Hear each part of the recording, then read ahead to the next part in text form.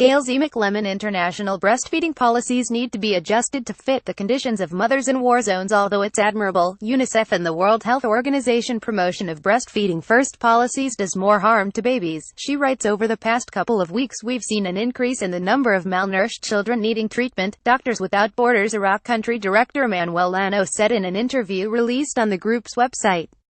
The surprising thing is that Lano and his colleagues at the humanitarian aid group DIDNT place the blame for these underfed little ones just on war and the fact that the city was under siege.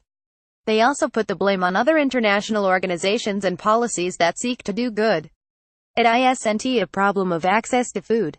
The malnutrition we see here is primarily due to the scarcity of infant formula, Lano wrote. International organizations like UNICEF and the World Health Organization who promote breastfeeding and provide infant formula, but only by prescription.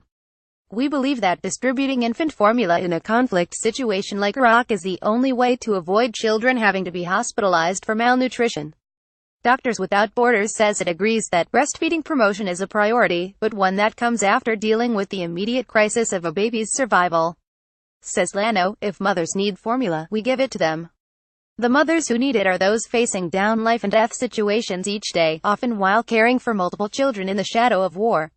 That giving infant formula to them is so controversial speaks to a policy trip why a few outside the humanitarian realm even know exists global breastfeeding first policies. Promoting breastfeeding is a laudable goal, but in some cases, international policy ends up determining women's on-the-ground reality, even in wartime settings, rather than the other way around. In the process, policies run the risk of treating nursing mothers as children themselves, whose needs are best known by global policymakers sitting thousands of miles away, not doctors and humanitarians nearby doing their best to help. These breastfeeding first policies, endorsed and enforced by well-intended humanitarian leaders such as the World Health Organization and UNICEF, present distribution of infant formula as a policy no-no that harms both mother and child, and promote exclusive breastfeeding for the first 6 months of a baby's life as the norm. This is the standard set out by the International Code of Marketing of Breast Milk Substitutes adopted by the World Health Assembly and the World Health Organization in 1981. The code stipulates that there should be absolutely no promotion of breast milk substitutes, bottles and teats to the general public, that neither health facilities nor health professionals should play a role in promoting breast milk substitutes, and that free samples of infant formula should not be provided to pregnant women, new mothers or families. UNICEF, which is dedicated to keeping children healthy and alive, has noted the same challenges as Doctors Without Borders, but arrived at a different conclusion. Exactly a decade ago, it issued a paper saying that exclusive breastfeeding is the single most powerful means of protecting the health of Iraqi babies during this time of crisis. As UNICEF Senior Nutrition Advisor Vilma Tyler told me, UNICEF is all about ensuring that we provide the right form of protection and the right response in an emergency. When it comes to nutrition, of course, based on a lot of research over the years and a lot of evidence that exclusive breastfeeding is the best nutrition for a child for the first 6 months. Asked if there is some room when it comes to their policy, Tyler said, "We recognize at the same time that children have been separated or mothers are not able to breastfeed for many reasons, so we work closely with the government to ensure the best intervention."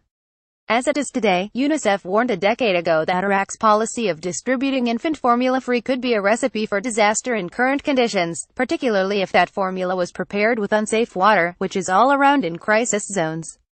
Pre-mixed formula can be useful in these settings, though it is often harder to find than powder. And it is indeed true that unsafe water and unclean utensils, both of which can be found in abundance in crisis situations, can place babies' lives at risk. It was, in fact, a 1970s expose about the aggressive marketing of expensive formula to create dependency among mothers in the developing world that helped lead to the International Code's 1981 adoption. For their part, WHO officials say breastfeeding policies are there to save babies' lives and keep children safe. But they stress that an examination of what is happening on the ground is crucial. Breastfeeding is the best option, especially in emergency settings, but I would emphasize that there are infants who need formula, and then everything should be done to improve access to those infants, Dr. Zita Weiss-Prinzo, who is part of WHO's Nutrition in Emergencies program, told me. There is no clear right or wrong. One has to do an assessment and see the recommendations are followed through. Yet for aid workers, the question remains, what to do when women come seeking formula, and what about meeting women's needs when stresses are extreme and resources finite? Breastfeeding on the move, in stressful circumstances, while displaced, underfed themselves or working to keep other children alive and healthy may prove difficult for mothers working simply to endure daily life amid war. Emergencies often lead to displacement. It may be difficult for mothers to find comfortable, private places to breastfeed, noted Dr. Francesco Branca, the WHO Director of Nutrition for Health, and Werner Schulthank, UNICEF's Chief of Nutrition, last year in a joint commentary on the importance of breastfeeding in emergencies. Humanitarian organizations must protect, promote, and support breastfeeding in emergencies. Policies need to be in place that prohibit the donation of breast milk substitutes and control their procurement and distribution in emergencies based on appropriate needs assessments. Multiple communication channels are needed to reach mothers and their family members with messages on the importance of continued breastfeeding and the dangers of using breast milk substitutes. For those on the front line, like MSF Slano, however, it is hardly so cut and dried. This is a debate we have ourselves. You meet all these stressed out mothers, and what are you supposed to do? One aid worker based in the Middle East and focused on the Syria crisis told me. This aid worker talks of the increase in emergencies and the number of traumatized and shocked mothers seen all around. The idea behind the policy is a good one, but is this policy still relevant, or is there room to be a bit more flexible sometimes? Says this aid worker, I think, oh my God, why can't we just give formula?